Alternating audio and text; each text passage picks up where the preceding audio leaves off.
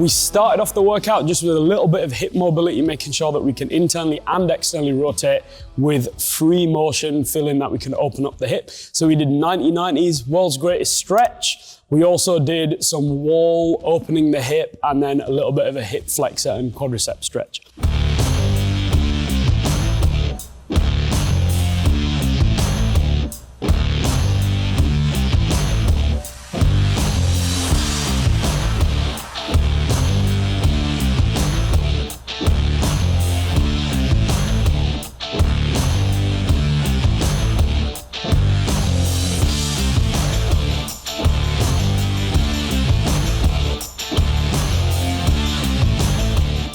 Straight after that, we went into our core activation and stability exercises. We had two.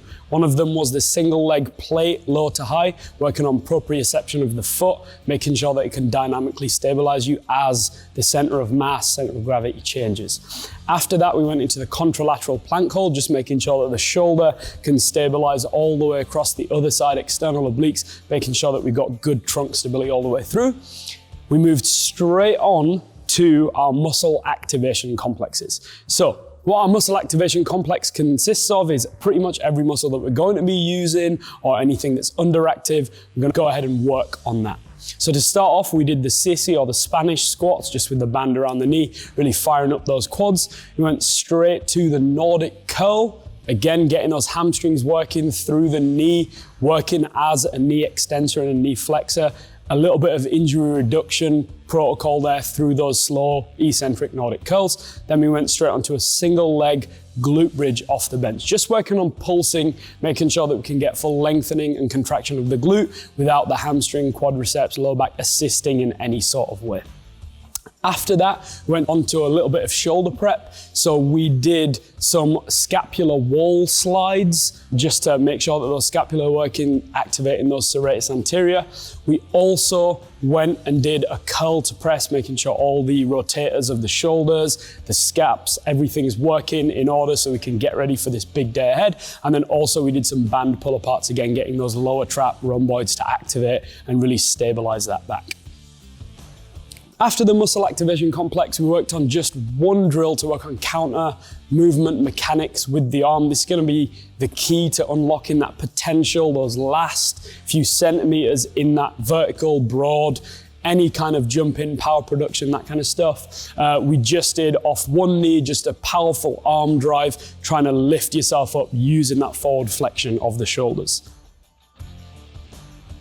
All right, so now we're on to the main portion of our workout. So we started off with some ballistic and plyometric work. So progressing from last week's hurdle diagonal bounds, where we stuck the landing, really working on that ballistic intent, that ballistic power. This time we added a little bit of a plyometric component to it. So after the first hurdle bound, Shay's gonna go ahead and tap the feet on both sides, really trying to work on that quick ground contact time, and then a longer ground contact time to then propel over to the left or the right, depending on which side he's gone, back over the hurdle to work on that ballistic intent to finish off the set. Okay, into our strength and power work now. So we supersetted just as the bread and butter for that powerful hip explosion, the barbell hip thrust. We worked on just control on the way down and then being able to have a quick turnaround at the bottom, going all the way up to the concentric. Straight into the mini hop backward to the broad jump. Again, this time it's working on quick ground contact time, powerful hips through, and then a nice, secure, safe landing there. After the lower body work, we went through our upper body strength and power work. So we started off with the Landmine Jerk. That's great for teaching athletes to use right from the free all the way up the kinetic chain through the hips, and then really finishing off with a powerful shoulder movement straight forward. This is great for any athletes that can't do it overhead in a normal jerk. Awesome exercise for teaching great blocking, great power out of the hips, pretty much anything that works through the kinetic chain, which is in all sports. After the Landmine Jerk, we supersetted that with chin-up, just working the opposite muscle. Again, you can add weight to this if you'd like, but again, it's just all about making sure that we can maintain control. And just like in the scapular wall slides, we want to make sure that those elbows are right in front, engaging those lats, letting the serratus anterior do the work to stabilize that whole trunk, and we're getting going with that.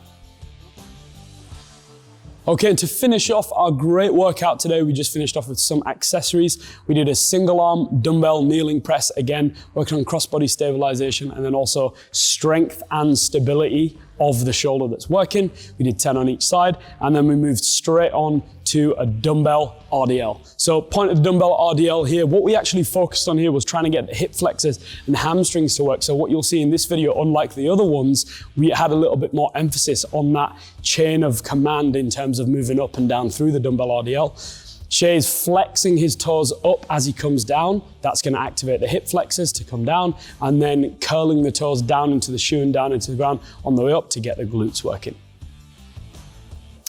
All right, guys, that was an absolutely awesome workout. We're making such great progress so far. I hope you guys are too. Let's get after it every single week. We're almost at the finish line, almost at that French contrast training, which is really going to go ahead and potentiate that performance, get you guys to that next level. Let's just keep working hard. Let's get after it every day. Let's go.